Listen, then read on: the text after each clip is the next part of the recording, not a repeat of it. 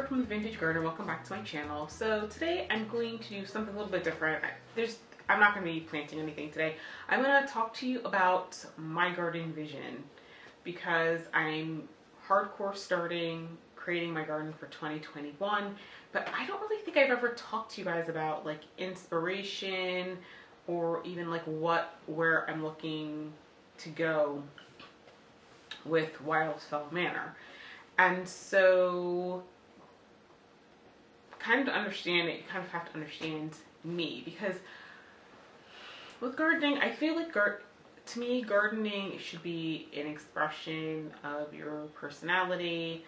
Like when people look at my garden, I want them to say, oh yeah, that's definitely Brooke's garden. That looks like Brooke. Even like when they look at my house, you know, I want them to say, yeah, that looks, yeah, I can tell that that's Brooke's house. Just because I feel like it should be an extension of who you are. So, Wyldefell Manor is an acre, and it's a Victorian house that was built in 1840. Originally, it had 60 acres to go with it, but when the people I bought it from purchased it in like 1969, they got it from family members, and they only gave them like an acre lot. I kind of wished it was more, but hey, you know, whatever, it is what it is. It's a Victorian style farmhouse, but for a Victorian, it's actually very simplistic in how it looks. So my end goal is to change it from a simple Victorian. I want to redo the house in high Victorian style, and I do want the garden to match. My philosophy with respect to my house is that it is a sanctuary.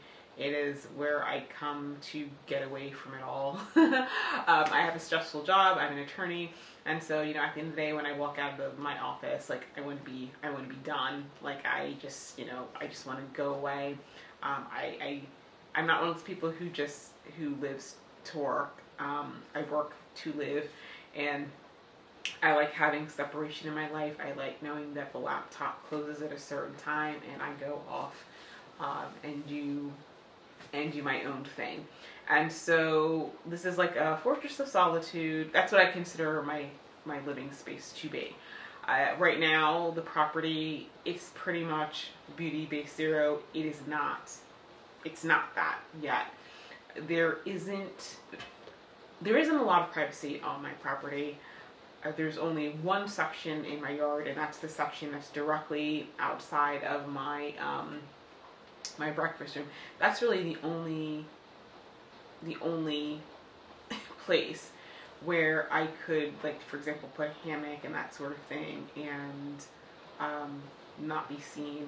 My backyard, even though it does have some trees and shrubbery, you can still see into my backyard from the development behind me. So even though I have been doing a lot of work in my yard, I don't really get to enjoy my yard that much because, you know, everything is an exhibition, and I'm definitely not keen on everything being an exhibition. And so that is why the first thing that I'm doing in my garden space is creating the hedge, which is what you're going to see. I'm doing two varieties of flowering shrubs. The front part, which is evergreen, is a slower growing rhododendron. The back part, which is a hydrangea, that's much more fast growing. The hedge is going to be, you know, a marriage of form and function. You know, on one hand, it's going to be form because they're flowering, and so pretty much from spring straight through, you know, frost, there will be some sort of bloom out there. But then on the other hand, the function, in addition to screening, is going to be as a sound barrier, because I live right off of a main road, so there is a lot of traffic noise that having shrubs should block. The other thing is that my house is located coming out of a curve, and so my concern is that somebody coming out of that curve a little too fast may jump the curb and end up in my yard and, God forbid, hit my house. So having some branching shrubs there, I'm hoping will either stop it or slow it down, and in conjunction with the garden behind it will either prevent it from hitting the house or slow it down to the point that if that if it does come in contact with the house, it would be hopefully a lower speed collision. And so the other thing is that I do have a lot of trespassers on my property. And, you know, the house before I got it, the people they lived here, but they also had a home-based business. They sold flowers.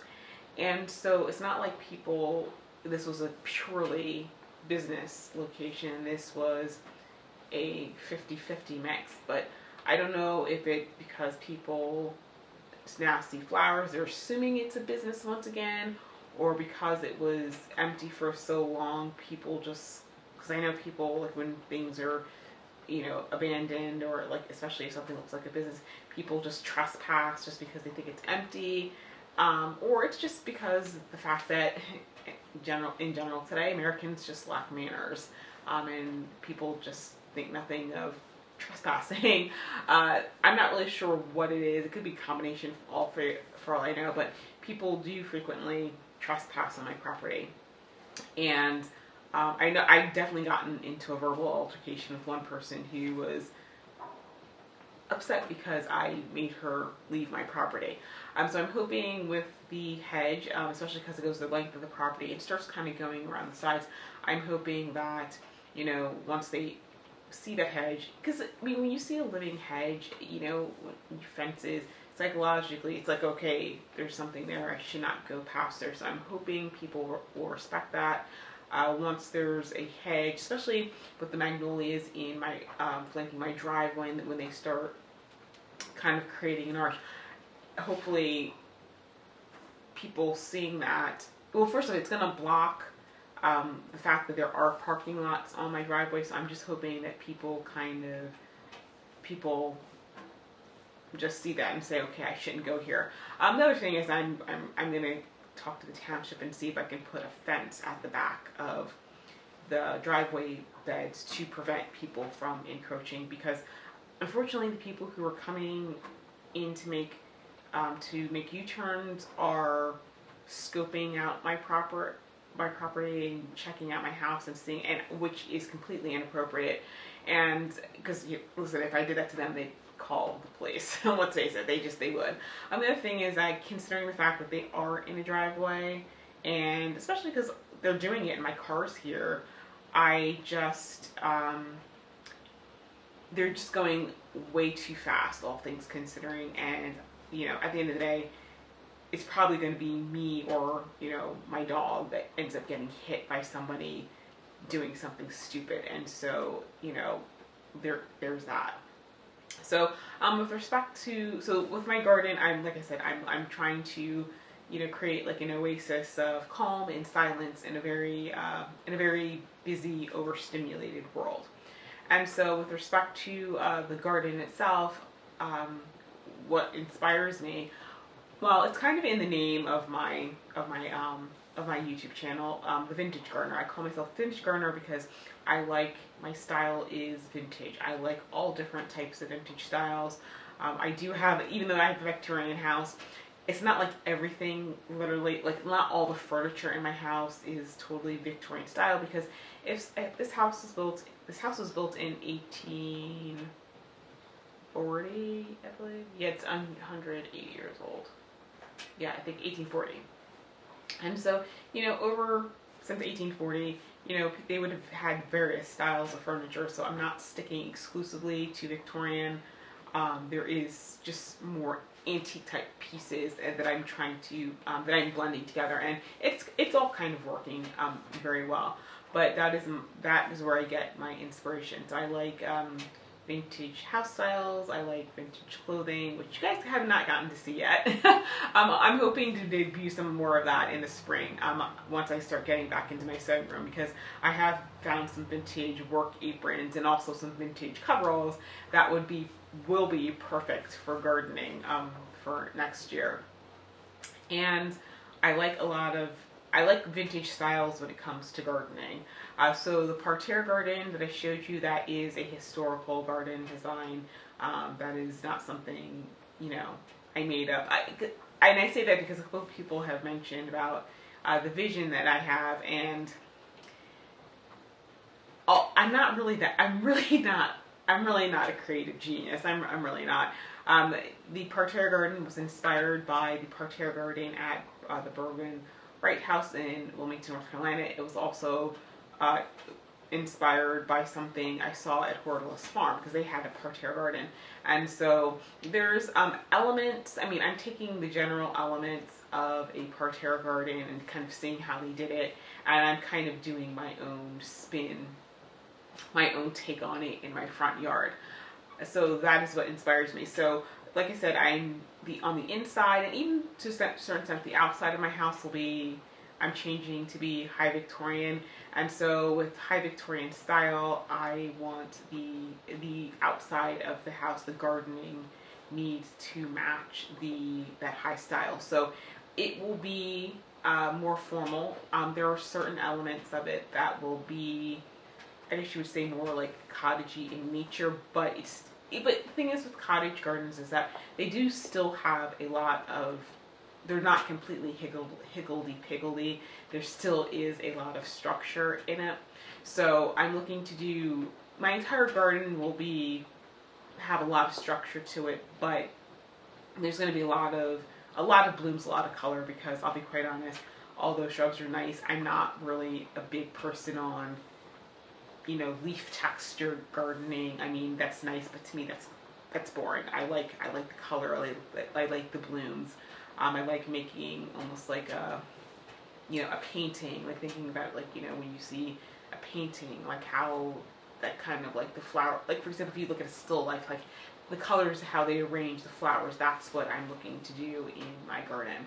So anyway, guys, that is it. So sorry for all the talking, but I think this, now that I've explained this to you, it's going to kind of set the stage for everything that you're going to see happen on this property.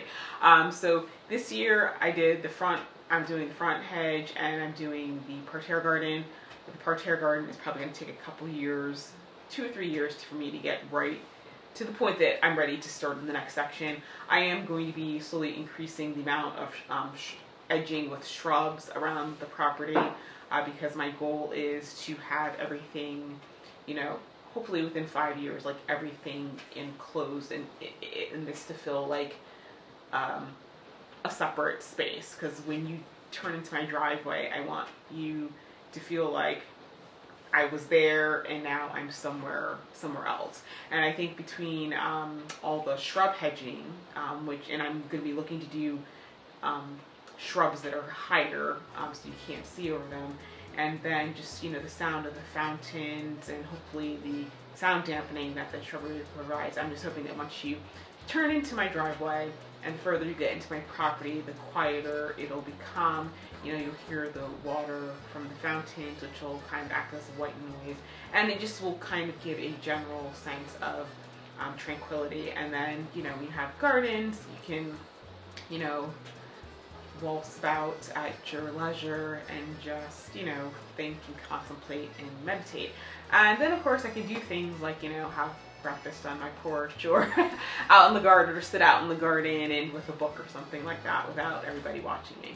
So anyway, guys, that is it. That is my that's my inspiration, that's my goal. So I'm really curious I'd love to hear from everybody as to what your inspirations are of gardening and what your gardening goals are for your space, because I don't know, I'm not really sure.